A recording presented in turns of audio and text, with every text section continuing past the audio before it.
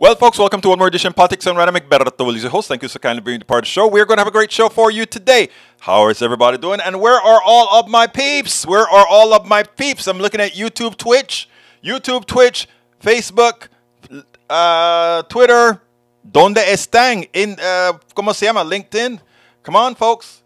Come on in. But anyhow, in the house with us so far, Bridge MCP. Welcome, Bridge. May Wood. Peggy Lopez. Lee Grant is in the house, as well as Yvette Avery Herod. Yvette is going to be the queen that's going to bring the unions back to America. Peggy Lopez is also in the house. And not to be left out, Melanie Keaton from Barcelona, Spain, as well as Michael Rutnan. How are my peeps doing? How are my peeps doing today?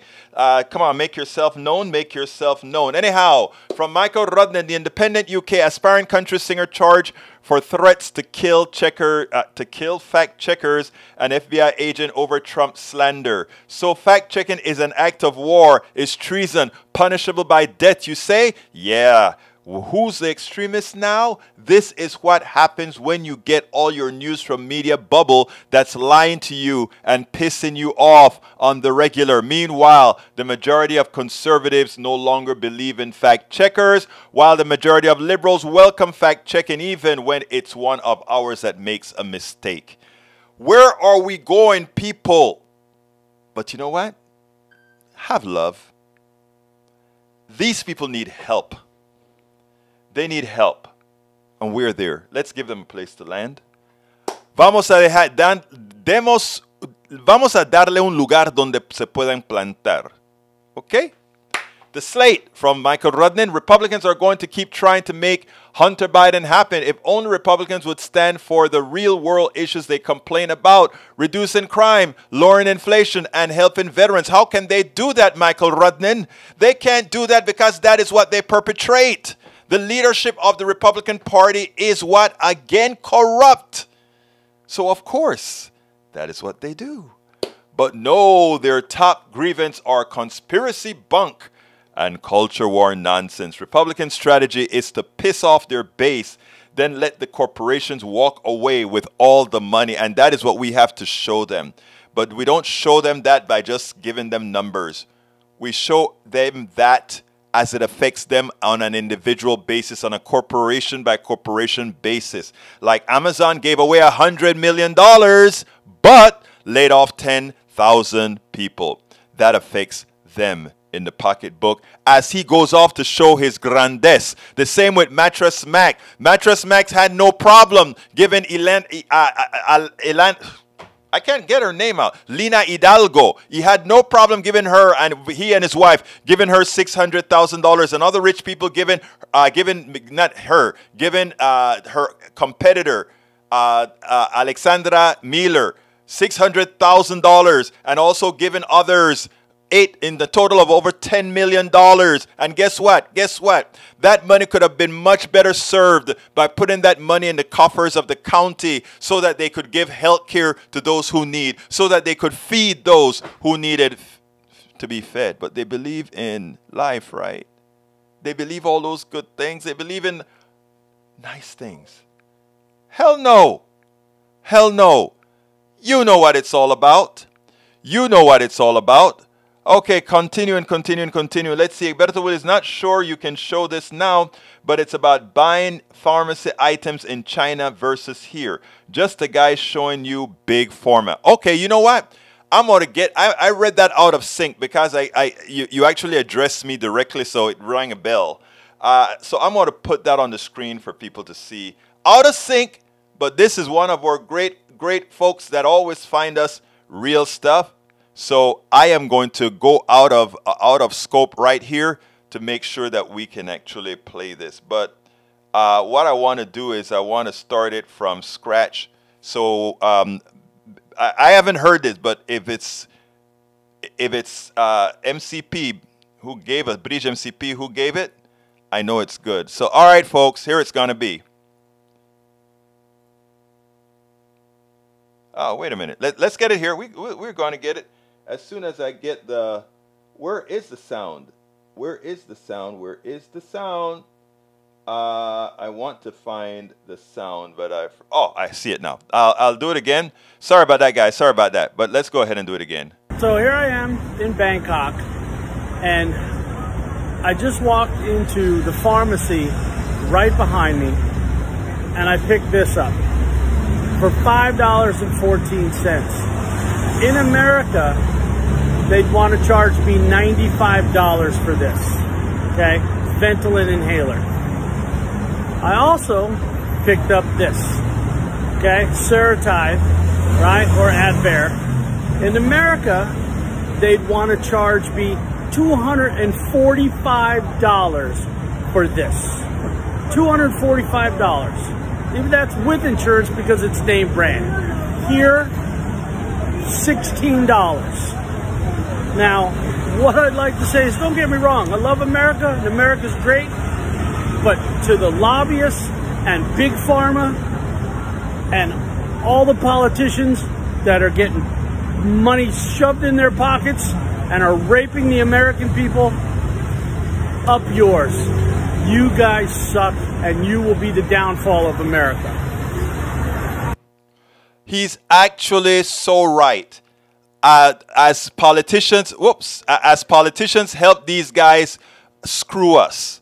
As politicians help these guys screw us. All they're doing is destroying America, and they create all these false narratives that folks on the right easily absorb, right?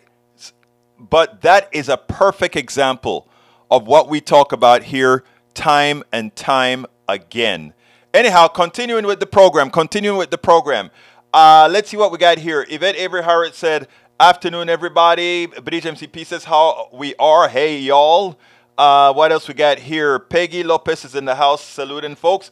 Miss Tomatoes, Maywood. And try this again. I'll have to miss or at least leave early tomorrow's show. Another doctor's appointment. Well, you have two shows you can choose from, Maywood. You can come to the noon show. It's actually noon central, so in California it will be 10 o'clock a.m. Or you can come to the 3 o'clock show and stay whatever time you can, but we are on 2 times tomorrow. Conservatives seem to love billionaire philanthropists. This is from Rudnin. Not recognizing that a higher tax rate on the filthy rich would be better than any philanthropy they currently engage in. For most billionaires who engage in philanthropy, they're doing it solely for tax breaks. For any conservatives reading this, Adam ruins everything. Has your follow-up for after the show. Thank you very much for that.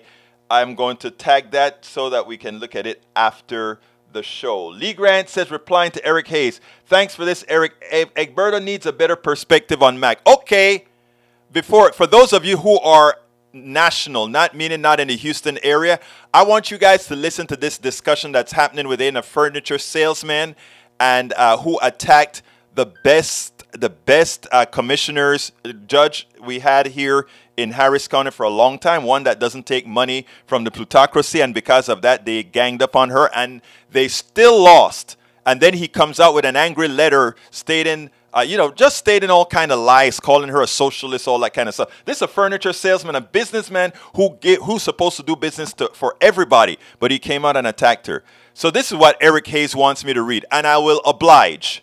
Mattress Mac now has 3 gallery furniture stores. The original North Freeway 110,000 square foot location, the largest store on Grand Parkway, and the smaller Post Oak store. While gallery furniture is well known, Mac's philanthropy is legendary. In fact, his philanthropy is as contagious as his passion for furniture. His work on special projects has helped to build the first mobile stroke unit in the USA for patients in Houston I'm not going to say that. And when Hurricane Harvey hit Houston in August of 2017, Mac opened the doors of gallery furniture to those who were seeking shelter from the flood. Most recently, Mac served 3,000 meals and provided overnight shelter to more than 700 Houstonians at Gallery Furniture who were affected by the winter storm. When there's a great charitable need, Mac is usually the first to respond, if not spearhead the effort. Anyone who ever worked for or with Mac knows that he builds his business and performs his act of charity not for recognition, but the benefits of the community. Mac has a huge heart and is focused on helping Houston become the greatest city in America. Mac is about of Houston, Mac is one of Houston's most recognized citizens and has touched the lives of countless Houstonians in a positive way. About Mattress Mac, let me tell you something, okay? I used to respect Mattress Mac. I used to believe in as much as he was a showboat. Because if you really want to give, somebody call. I took this material to my show yesterday at KPFT, the one on air here in Houston. And somebody called in and gave a Bible verse that said, when you're a giver, you don't give and say, hey, look at what I'm giving, folks. I am giving this to the poor. Because you are so filthy rich that the charity that you give, it's but a drop in your financial bucket. If and the person who gave us the portion of the Bible pointed out that the gift that was really that really made your heart bleed was that of a woman who barely had anything, and she gave a little bit of what she had because she was poor, but she still found money or a way to provide help to somebody else, a large percentage of her income. For Mac, these gifts are nothing more than an advertising cost, an expense. And as Michael Rudnan points out down below, he gets a tax break for all of this. Hell, he gave people $3,000 of any merchandise they purchase in the store if the Astros win. But how did he pay for it? It was either going to be an advertising cost, or he was going to make a profit. And it was a good bet. The Astros won. And he got $75 million in that bet. It didn't cost him $75 million to pay the people off who bought $30,000 worth of furniture. So here's the deal, people.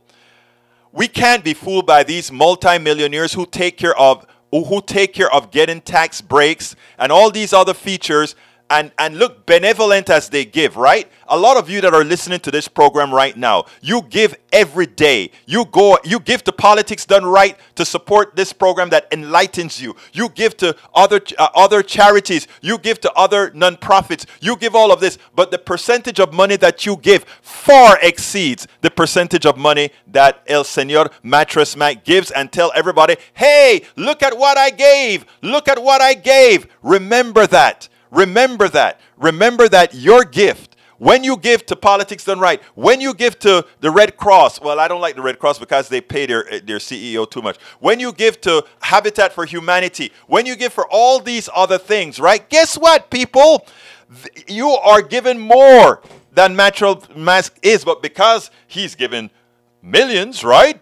Of the millions that he's already taken from you for somebody called in and said, the furniture that he has, it's really marked up based on the quality of the furniture. And then others called in and said, well, you know how Mattress Mac treats his employees? This guy's been working for Mattress Mac for 15 years, and Mattress Mac is still giving him minimum wage. I mean, not minimum, I don't remember what he said it was really, but I am saying, before I really did any study on Mattress Mac, I liked the guy. The guy was out there supposedly given to the poor. Now, again, like I said, he made it always known, just like what Bezos did when Bezos is about to lay off 10,000 people and give a $100 million donation. Why not hold on to those people till the economy get better and give that $100 million to these people, your employees who made you your fortune? Why not do that? But that's how these philanthropists work. What the difference between philanthropy and taxing the holy hell out of them to take back what they have legally stolen from you?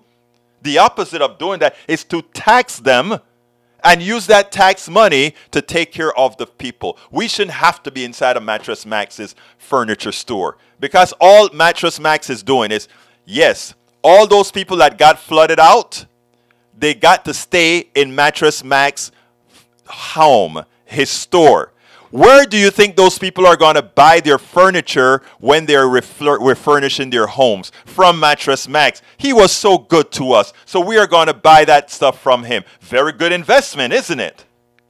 You know somebody is really giving when they give from their hearts, and they don't have to tell anybody that they give. I'm going to just say this. I'm going to just say this so that some folks don't think I'm just a user. I'm not going to name names or say where I give. But in my heyday, when Willie's Computer Software Company was in business, before I left it for doing this menial job here of informing, the amount that we gave away was astounding all over the place. Okay?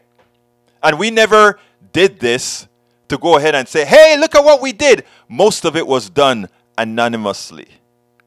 I don't want anybody to know you're giving. I'm only saying this so that some of our right-wingers don't say, you're just talking, but you haven't given. No, quite a bit. Quite a bit. But I wouldn't tell, I wouldn't go ahead and say, put my name on it. As Mattress Max always does. Right? So I'm sorry, Eric, I read it for you, and I read the advertising that you wrote for Mattress Mac. Just rest assured that there's more to that story. All right. Let's continue. Michael Rudden says, conservatives seem to love billionaire philanthropists, not recognizing that a higher tax rate on the filthy rich would be better than any philanthropy they're currently engaged in. Not only that, when you do taxes, it's democratic, right? Because if you leave it up to the philanthropist, they decide what they deem is worth it. And in the past, when people have their different prejudices, that means certain people never got out of the money that they had legally stolen from all of us. For most billionaires who engage in philanthropy, they're doing it solely for tax breaks. For any conservatives reading this, Adam Ruins, everyone has your follow-up about this. I'll read that. Oh, I think I read that already. I'm getting old, you know. What can I say? Let's see what else we got here. AP breaking. Supreme Court without comment rejected 45's plea to prevent Treasury from giving 6 years tax return for Trump. Here's the deal, folks. The establishment has finally turned on Trump. If you read, Bill Barr wrote a piece in the Post today. And if you notice, the Supreme Court didn't decide the case in his favor. So the notion is out, right? The plutocracy is speaking. The plutocracy is saying, we have had it with Trump, and now they will orchestrate a clean attack on Trump. What Trump doesn't understand is that when you don't lead the plutocracy as a politician, you don't lead the plutocracy as a fall billionaire, because he's not really a billionaire. You only lead the plutocracy as a conglomeration of billionaires. All right? And the only thing that takes care of is the fear of the pitchfork. It's the only thing that holds billionaires at bay. And right now, guess what? They've got DeSantis, man. They've got somebody else who can take your place.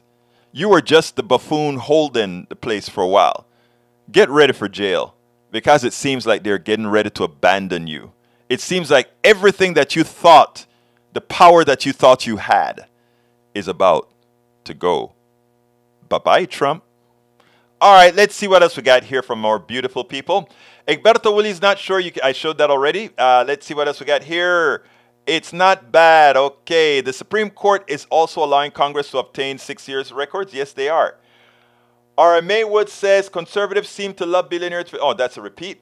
China has price controls on pretty much everything that's sold. Not the best system, but it's better than the free market charging whatever will be bared as big format price go. And again, people don't understand the danger of whatever the market would bear. What that means is, as you know, people say, oh, Biden caused inflation by giving people money to spend. I hate to tell you this, but here's a catch. While that shouldn't be a true statement at all, it's partially true. And let me tell you what I mean. The plutocracy knew the following. Let's start with gasoline.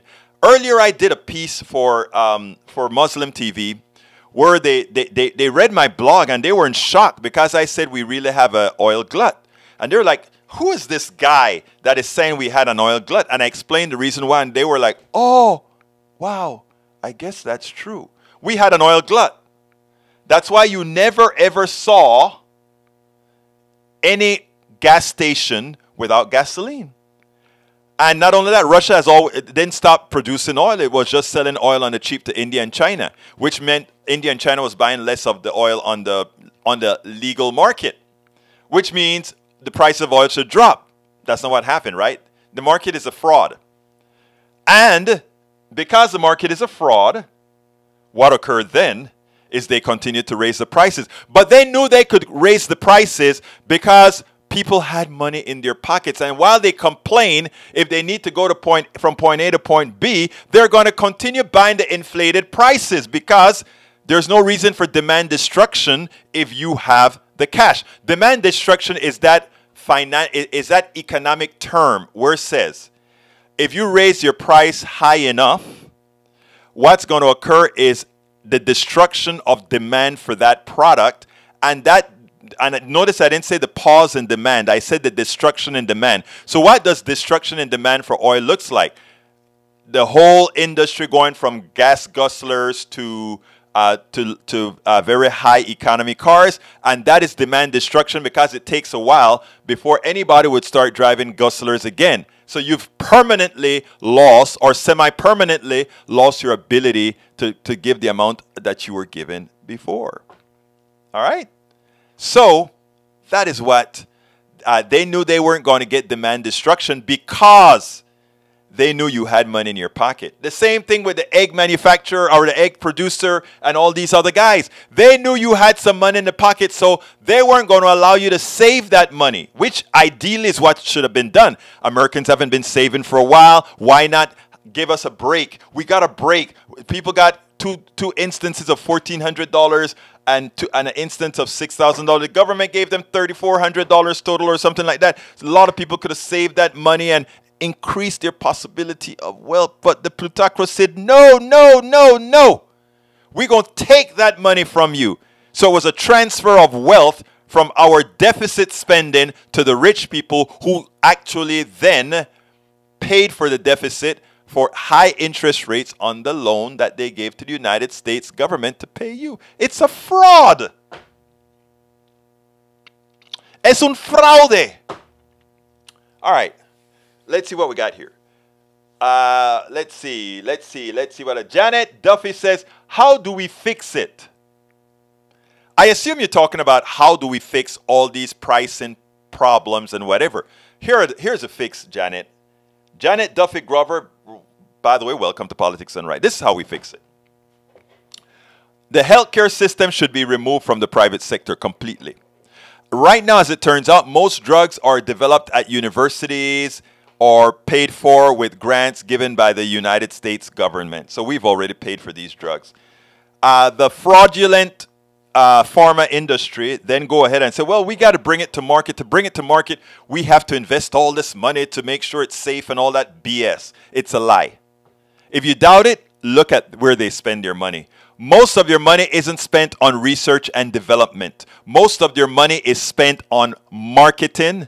And marketing involved giving huge bonuses to all the people in the pharma industry where they go ahead and they have expensive hotels and expensive dinners and kickbacks to doctors, even though it's not legal anymore, but it's still done in a fantastical way. You know, take them to Australia, take them to the Bahamas and all that kind of stuff. And a lot of stuff can be given in the Bahamas and other places. I mean, there's a lot of ways around the giveaway laws that they've stopped pharma from doing. So forget about that. They get around that. Therefore, to solve it, we need to take healthcare completely out of the private sector. They don't innovate in the private sector for healthcare. Don't let them lie to you. Check out your university. Check out government-paid grants that actually pays for the work. So we pay to develop the medicine, and then we pay exorbitant fees to go ahead and buy the medicine. They screw us twice. Our tax dollars built it. They screw us twice. So what you have to do, Janet Duffy Graver, is when you hear about a progressive running in the primaries in the Democratic Party, you make sure and don't believe the crap about running to the center. The center is just the part that the pharmaceutical industry owns. All right? The pharmaceutical company owns those guys. Go and vote in the primaries for the most progressive person possible. The most progressive person possible. And eventually, not right away, eventually we'll get to healthcare for all, where we won't have to be talking about Medicare, Medicare Advantage, whether you qualify for care via the VA or whatever. You will get healthcare. You get a card like in Canada. You should. I have a video about, and I'm gonna play that over the Thanksgiving holiday, where this guy says he was both within the United States healthcare system and Canadian. And when it was time for him to retire, he retired back to Canada, and he said, "This is all I need, this card. And this card entitles me to healthcare everywhere in Canada. I give them the card. I don't worry about bills. I don't worry about any of that because it's a part of policy. We all pay our taxes to solve that." That's the answer. Alistair Waters is in the house. Hey, Alistair, great to see you, my dear beautiful lady. Bridge MCP says, "Hey, Alistair Waters." All right. Why I haven't been able to find early show? I was looking for from 8 to 9. My show is at KPFT. It's Monday, Wednesday, Fridays at noon. The Thursday and the Tuesday, Thursday slot is held by the doctor. I don't remember what his name is. Okay. I'm getting old. What can I say? All right. Taryn Blackburn, being left is not right. We're a republic, not a democracy. Are you really happy to say that, Taryn Blackthorn, that we are proud to say we're a republic? Our republic is a representative democracy. Okay? So please don't ever let those quacks on the right fool you. A republic is nothing more than a representative democracy, meaning we elect those who then vote for us. And if we elected people proportionally, pretty much the vote of those who represent us would closely reflect what we want. Okay? So that phrase that they try to fool you with when the right wing says, "We are not a democracy, we are a republic," they forget to say that a republic is a representative democracy. Please, please, please, please just know that. You're here to really be informed, Taryn Blackhorn. And you come here and please stay here. I am here to hear, I guess. Bruce Pollard is in the house. All right, let's see who else is in the house. Lee Grant says, "Winter is coming in Poland, where coal is king. Homeowners queue for days to buy fuel." Reuters. I know. We have a lot of things that are not exactly as the way we'd like it. British MCP, hence why he gives Part B nicely, mostly tax deduction. You got that right. All right, let's see what else we got here. Lee Grant says, "New PDR topic, Dark Mac." Oh, yeah, Lee Grant, I hear you, brother. I hear you. I know what you're trying to do. You have to wonder, looking at polling results, what do the majority of Americans want that the right-wing bubble fears? Not rhetorical. This is a question I actually want an answer to. Actually, you have the answer to that, Michael Rudden, because we've spoken about that several times. The people on the right and the people on the left want the same things. In fact, that's why if you take a look at data, you'll see that the Republicans and Democrats alike are progressives, even the ones that call themselves conservatives. The policies that they want are coincident. That's the truth. We've asked that question. Ask Elizabeth Warren. I was at a conference with her at Netroots Nation, and she gave a whole speech, which I also have at my website, egbertowillies.com, which points that out. So please, please, please, we know what people want. We know what people want. I'm going to hold off answering the questions and go to my first video about the strong man. Check this out. Even as President Trump continues to lose and lose and lose, he lost in 2016, he lost in 2018, he lost in 2020, he lost in 2022. And still, we have those who continue to praise him and refuse to just drop him and start doing the things that Americans want and start winning. Check this little piece out here, and then we'll take it on the other side. Former Vice President Mike Pence, out with a new book, is continuing with his non-apology, self-rehabilitation media tour. Here's his latest evasion. Is he fit to serve as President of the United States for another 4 years? I really do believe that's a decision for the American people. No, it's a decision for you, Mike. And but it's not just Pence. I'm sure you saw that Trump's former AG, Bill Barr, said this week that he wouldn't rule out voting for Trump again in 2024, even as he himself admitted that the DOJ probably has the basis for, quote, legitimately indicting his former boss. I'm just fed up, Eamon, of these establishment Republicans who served under Trump, enabled him for years, then distanced themselves from Trump in order to sell a book, but still won't rule out supporting him again. in 2 years' time. I'm fed up of their cowardice and of their cynicism. And look, Mahdi, honestly, it's not just folks out there trying to rehab their image that are displaying this cowardice. I mean, look at Paul Ryan. Take a listen to what he had to say. I mean, he's out there. He is also trying to sell a book. Listen to what he said this morning about why he will not support a third Trump presidential run. I am a never again Trumper. Why? Because I want to win, and we lose with Trump. He wants to win, and they can't win with Trump. Not that Trump is a bad person who caged children and separated families or banned Muslims from this country or fanned the flames of racism and anti-Semitism. I can go on and on and on. No, that's not it. It's not policies that Paul Ryan has a problem with. It's the name Trump. It's only about power for these Republicans. It is rarely about principle. So as you can see, Barr, listen, all of those are pretty much creeps. From Paul Ryan, all of them, they simply wouldn't drop somebody as evil as Trump because they're so scared. But it's what you heard Barr say. They said, will you vote for him? The guy who tried to overthrow the country, would you still vote for the guy who tried to kill democracy, try to overthrow the country? And the spineless Barr says, yeah.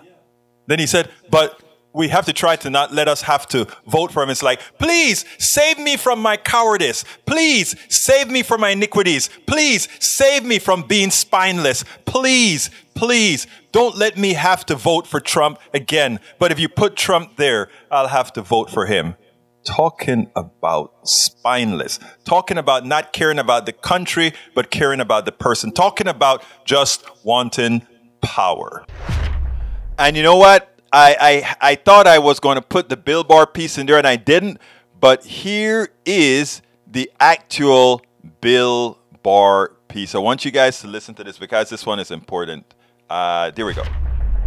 If you want to see what the lack of morals look like, if you want to see what a coward looks like, if you want to see what folks that are only interested in a particular kind of power is interested, you just have to listen to Bill Barr. This is a guy who wrote an op-ed today in the Post talking about it's time to move on from Donald Trump. But when asked, would you support Donald Trump if he was the person, the people in your party, the electors, the voters in your party selected, would you then vote for Donald Trump? Will your conscience allow you to elect Donald Trump, even though you said the guy, in other words, was a clear and present danger, even though you pointed out, yes, he was responsible for, yes, an insurrection, an attack on this country, the attempt of overthrowing this country? Would you still vote for this guy?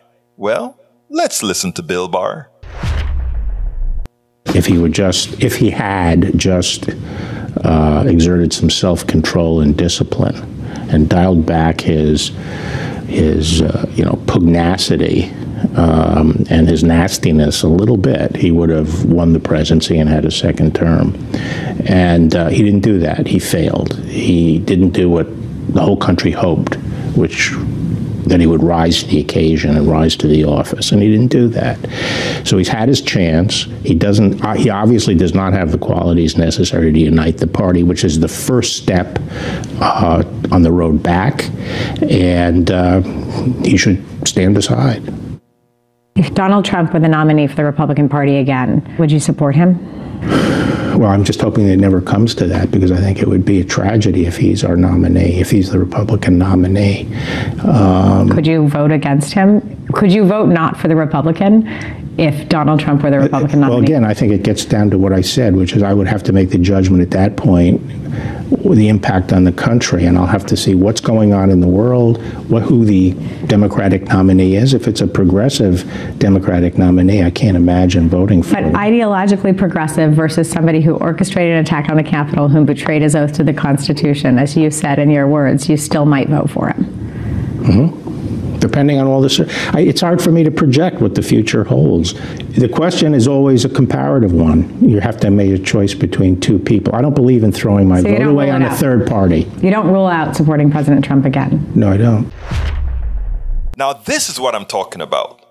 This is where the lack of ethics within the Republican Party leadership. This is what it's all about, folks.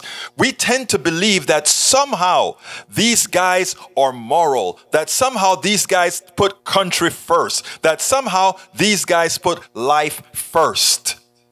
They don't. I mean, the insurrectionists under the direction of Donald Trump killed a lot of folk.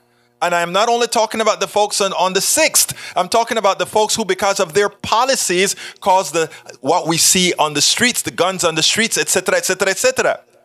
These guys have no moral compass. These guys are completely and entirely immoral, hypocrites, and cowards. That is the only way one could define the leadership on the right.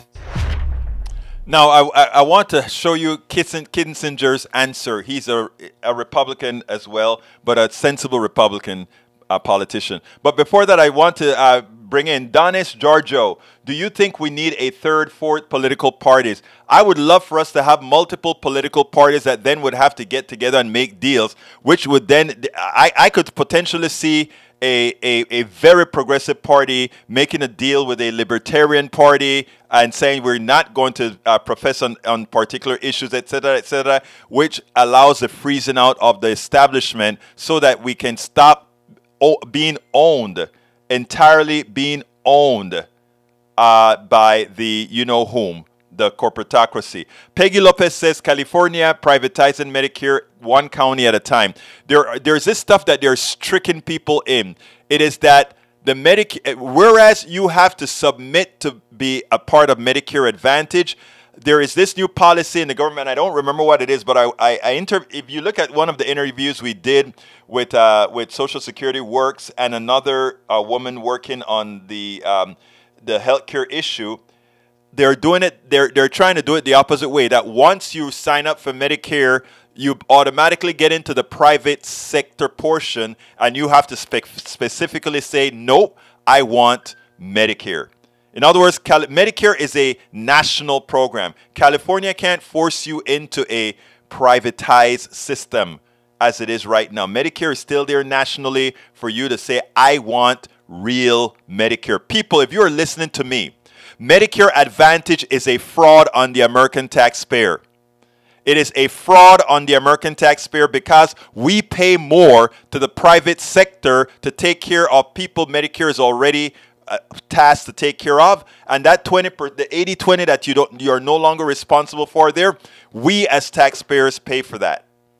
And then later on, if they get enough people into Medicare Advantage, they'll kill Medicare, which is what they wanted to do up front after the government sanctioned high pricing for Medicare, which means they will get those high premiums not from you, but from the taxpayers going right into the private coffers of the private companies, and the service will continue to degrade, especially when they no longer have to provide the services typical to the one standard, which is Medicare. So do not, if you're listening to my voice, if you're still healthy and you're in Medicare Advantage, get out and get Medicare, the standard Medicare, and buy the Medigap policy.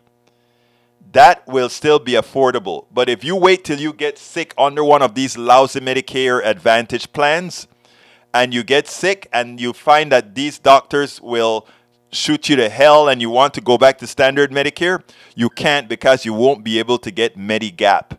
I'm just warning you right now, people. Don't believe those great commercials on TV. Remember what I said earlier, that the private sector claims that they spend a lot of money on research and development. No. If you notice around this time, every other commercial on TV is get Medicare Advantage. Medicare Advantage. We'll take you to dinner. We'll buy you lunch. We'll give you a free gym membership. We'll do all these great things for you, because those great things they do for you are cheap. Do not fall for it.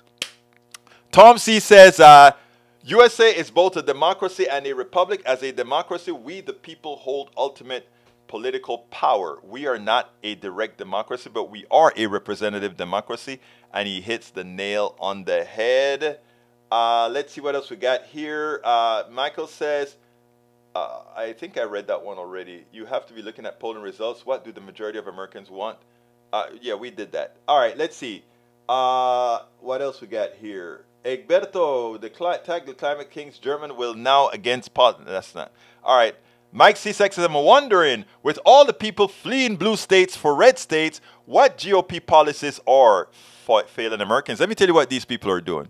First of all, your money goes a lot further. You know, you make your wealth in the blue states, right? And then you just come here and buy your home for cash, which is what a lot of these people are doing. That's your answer, Mike C6. It's nothing great that these guys are doing.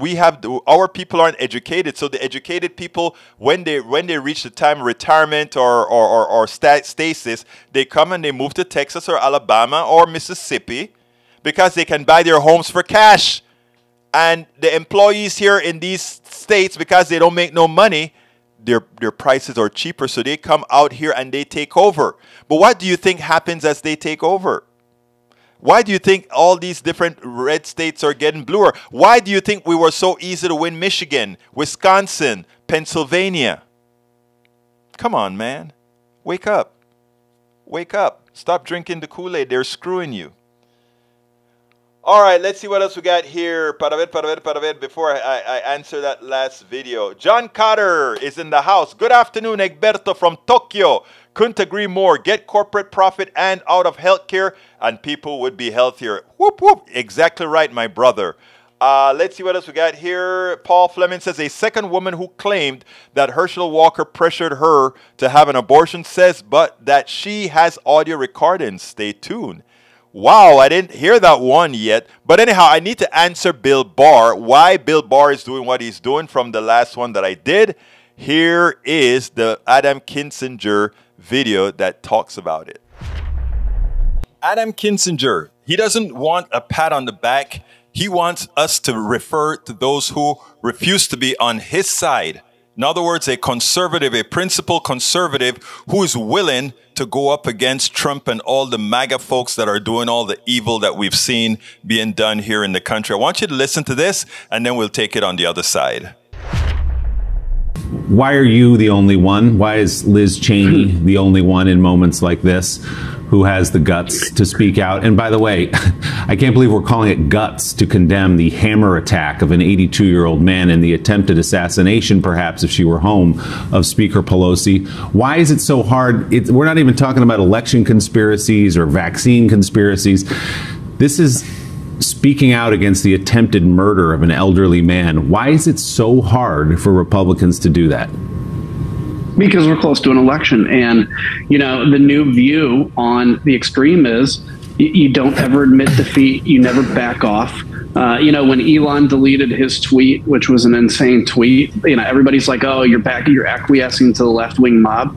I want to make it clear, too. By the way, Liz and I are not courageous. There's no strength in this. We're just surrounded by cowards. And then complete contrast to cowardism, it looks like courage when it's just your bare duty. Let me say this, though, on the attacker. So some of what you'll see on the kind of conspiracy right is that, well, look, back in 2013, he was a nudist or something, or he was a Bernie or whatever it was. It was something on the left. What that proves to me is how quickly people have been radicalized into this QAnon thing. Everybody has a friend that used to be somebody on the left or in the center or reasonable that within a period of a month or two was reading the internet and is now radicalized. That goes to show me the huge issue that we have here. Yep. Adam Kinzinger is actually right. This QAnon thing shows that it is a cancer that we got to extricate. And it really should start from the leadership of the country. But when you have a whole lot of cowards that are leaders on the right, it is very, very difficult for those who have entrusted them with their thought process, entrusted them with giving them authority over their minds, authority over the news that they get. Of course, then it's going to be hard to extricate. So yes, the QAnon thing is real. Yes, the QAnon thing is dangerous. And yes, if we continue to elect those on the right, and there are a lot of folks that are just pulling the lever for the right that knows better, but they're doing it for power. And in the process, they're doing irreparable damage to the country. So folks, listen to Kinzinger here. I've not been a fan of his, but lately he's been making quite a bit of sense because, again, while we might not agree ideologically, he does care about the country. Listen to the man. Absolutely, listen to the man. Politics Done Right with Egberto. Jefferson Cave gave me a 5-star. Love you, Jefferson. Love you, my brother. Love you, my brother. Thank you so kindly for the 5 stars. I'll take it. Tom C. says, Wikipedia, fascism is a far-right authoritarian ultranationalist political movement characterized by dictatorial leaders, centralized autocracy, militarism, and forcible suppression of opposition. I tell you, I got the smartest folks in the house, man. See? They can find stuff like that. All right, stop the gay bashing, please. Lee Grant says to stop the gay bashing. Lee Grant, I'm proud to hear you say that. Bridge MCP would never gay bash, of course, but I'm proud to hear you say that. Mike Cisak, well, that's a private conversation. Somebody here, Alistair Waters is in the house. I thought I saluted you already, Alistair. Joe Bill Thomas says Kinzinger is a definite coward and not even a decent rhino. I think he's a decent rhino. I think he's a decent Republican. I think he's a decent conservative. I don't agree with him. Paul Fleming says, this is why I can't understand why someone of these listeners will vote for this evil person unless they're evil themselves in their hearts. You know, when you have convinced people that the evil you're doing is not evil but actually magnanimous, that's what happens. And by the way, Eric Hayes, you can actually get a gym membership for $10 a month. So if you want to, between 10 and 15 bucks a month, and since these aggregators buy it in bulk, they are probably paying $15, $20 a month for the membership because they know they can oversell it. And there's a good possibility that you're giving away your freedom just because somebody dangled a dinner and a $20 a month certificate to go to a gym. Is that really worth it? Hey, hi, Alistair Waters' nephew. How are you doing? Welcome to Politics Done Right. Alistair Waters' nephew. Welcome to Politics Done Right. And Bridge MCP, how is your dog doing? I trust that it's okay. Let me know. You know, we all take care of each other in our forum here. Howard Mick says the problem here is that you are a hypocrite also. God will soon lift the skirts of the wicked. If I'm a hypocrite and all my folks in here are hypocrites because we want to do what's right towards people, then maybe your God isn't ours. There's a big possibility that's the case. All right, I have one more video to play, you guys, and here it goes. It's about... but before that, I want to salute the Cypress Tomball Democrats. I spoke to them yesterday, and we had a great conversation, great interaction. I love those folks. They were what we call Engla Ola. And there it is. The picture of me out there. I don't want to expand it anymore because this stuff is crash worthy. And I bet I try to expand it and the damn thing's going to crash. So I don't want to crash it. But that was us out there. We had a big crowd. I thought I was going to be talking to 10 or so people. I think I spoke to probably 4 times that amount last night. I mean, it was just wonderful seeing all those people. And you know what? What was it? Was a good part about it too? A lot of folks got and they came and they said, oh, we're going home to our families. So I took a lot of my books there, right? And a lot of them bought the How to Talk to Your Right-Wing Relatives, Friends, and Neighbors. I had all three of the political books there. That's the only one they bought. So everybody going home and said, like, man, I better read up on this because I got to go talk to my folks, man. But, you know, actually, though, that was a very lovely group of people. They were really into their politics, into progressive politics, into saying, how can we make a difference in this country? And you could see on the faces of the people as we spoke how much yearning they were making. So all my right-wingers in here, from Mike Lee to, Lee Grant to CSAC to Eric Hayes and the others. I saw 3 more. You know, we want to make a difference, man. Join the club. Join the progressive club. It'll be the right thing for your family. Anyhow, let's go to that last video of the day and then we'll move on. So the folks who most like to call themselves pro-lifers, really I call them anti-abortionist, but they like to call themselves pro-lifers. But it seems like they're not concerned with the life of those people that are out there, or they're only concerned about the rights of a certain kind of people. It isn't difficult at all to solve our weapons of mass destruction problem. Actually, it has destroyed a lot of lives already. But you know, they like to use the Second Amendment as the corroborator for why they can't make the change. When the reality is a constitution written by a whole bunch of folks that don't have an idea of what life is like or could be like or would be like today are the ones who write these laws. And even if you were to take the interpretation of the Second Amendment like they wrongly take, it would seem sensible that people who believe in life would actually make sure that that particular amendment is dissolved or ignored like we do with many others, right? But no, that's not what it's all about. It's really it's never been about pro-life. It has always been about pro-money. But again, let's hear from former FBI special agent, who was on MSNBC making an interesting commentary about guns. But the one that I really love is the way former U.S. Secretary Joyce Vance talks about the unarmed guy is the one who really got it done. How was that person able to get a weapon? Why, were there any indicators that were out there, and what could we do? And then it just comes down to impact. That person has body armor, an AR-15, and a handgun. That's what the law enforcement officers have too. They're equally armed to the teeth, as if they are in the military, except they are here in our country just shooting people innocently. So we have not addressed this for many years. And again, the solution wasn't a good guy with a gun. It was a good guy risking his entire life based on his experience in multiple combat zones that stopped an even greater tragedy on that night. Here it's too late after the mass shooting has already occurred, when we have the capacity to act in advance to prevent these sorts of crimes, to do a better job of keeping the guns out of the hands of people who are inclined to use them in this way. We're lucky that there was a good guy without a gun who wasn't afraid to take action in this situation. That's a terrible burden for our government and for our elected officials to impose on individuals. And so we've lived through, just most recently, a term of the Supreme Court where they've made it easier for individuals to have guns, including the type of gun used here, in public places. The trend in the law is not a trend that's more protective.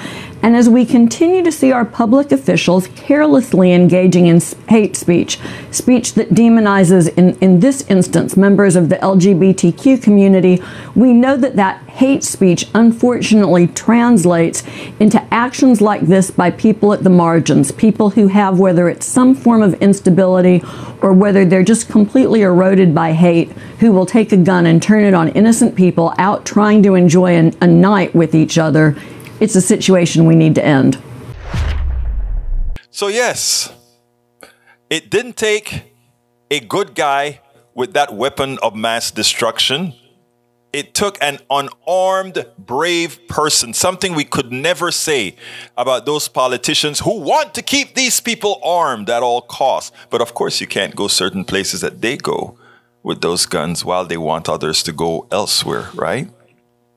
So folks, let's not be fooled. If you want change, start in the primaries. Elect progressives who will change the laws in the Senate, change the laws to ensure that we don't need to have a threat. We don't need to be held hostage by those who really do not value life, and start making the changes that we need to make to our laws on weapons. But as we know, the Supreme Court will be waiting. That Supreme Court that was instituted by those who didn't win any elections, doesn't matter. They will attempt to overthrow it or overturn it. And likewise, we need to elect those that are going to be willing to right-size the court again so that it reflects the people whose judgments it holds. Absolutely so. Hey, folks, let's see. Tom C says, welcome to Red State America, where freedom comes to die, unless you want freedom to own military-grade weapons and freedom to spy on and turn in your neighbors for violations of your religious beliefs. That's cute. Did you make another poem out of that, Tom C? Hey, by the way, Tom, I don't know if you got the email from me a few weeks ago, but all of your poems are posted at politicsdoneright.com under your name. So folks can go ahead and look for the author, Tom C.R. Zarnick. Just go ahead and check him out and see all the poems that he has written. Great, great, great, nice, tight poems that I love. Check it out at our site, politicsdoneright.com. It's too late for me to play my ask. Once again, I completely forgot.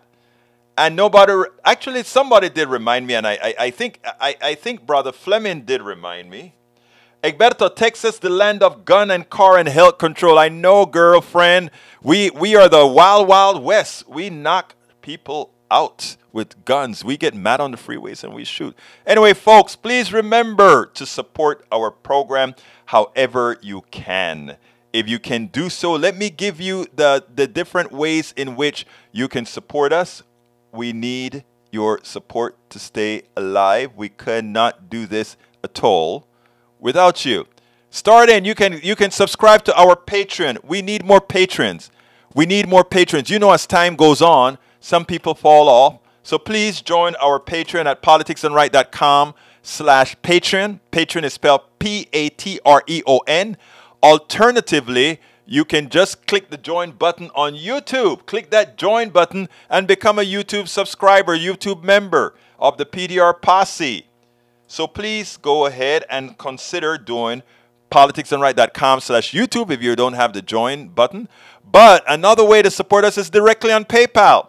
One time or multiple times, politicsdoneright.com/PayPal. You can as well subscribe to our Substack. Our Substack is our newsletter that corresponds most of the times now with our on-air show, Politics Done Right at KPFT. And we also cover many other subjects, and we'll have some nitbits for you as well. politicsdoneright.com/newsletter. Or you can support all our writings at Medium, politicsdoneright.com/Medium. Please find a way, however you can, to support us. And you guys know I'm a happy guy. I believe, right? But I've had sometimes difficult times here in America with respect to business, etc. Read about my tribulations. And by the way, this weekend, I'm going to be writing. I hope to get knocked out a few more chapters of it this weekend.